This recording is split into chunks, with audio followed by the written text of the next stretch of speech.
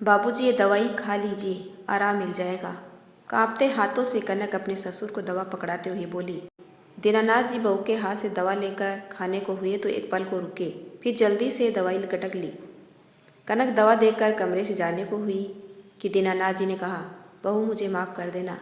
कनक ये सुनकर पल पल को पलटी और सिर झुकाकर वहाँ से निकल गई। दरवाजे के बाहर खड़ा उसका पति महेश ये सुनकर कनक के चेहरे पर दुख और खुशी का जो सम्मिलित रूप देखकर बस हल्के से मुस्कुरा दिया। बाबूजी सब कुछ ठीक से संपन्न हो गया है। माँ की आखिरी इच्छा पूरी करने का वक्त आ गया है। आप बताइए क्या कहते हैं। महेश कमरे में बाबूजी को देखकर पूछा। जो तेरी माँ ने कहा था वही हुआ और मुझे लगता है उसकी इच्छा का मान करना चाहिए। कहते हुए दीनानाथ बेटे के आगे हाथ जोड़कर फबक पड़ा। ये क्या कर रहे हैं बाबूजी, मुझे माफ़ कर दीजिए, पर आप माफ़ी मत मांगिए। कहते हुए महेश बाबूजी के गले लग गया।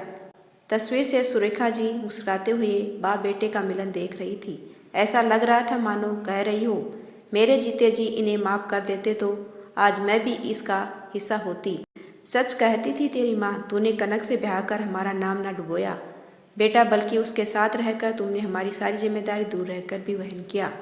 दूसरी बिरादरी जाति धर्म के चक्कर में मैं कितना कुछ सुना गया था, कैसे कहा गया था उस बिरादरी में आज तक हमारे कुल से किसी ने ब्याह न किया। तू हमारा नाम डुबाने में लगा है। अरे ये लड़कियां बस पैसा देख लड़का फंसा लेती है, देखना ये भी तुम्हें छोड़कर रफू चक्कर हो जाएगी। पर कनक ने तो हमारी बीमारी सब में अपनी सास का दूर रहकर भी साथ दिया, चाहे मैंने उसे कितना ही धिकारा हो। बेटा सच कहूँ, आज मैं तुम सबका गुनहगार बन गया।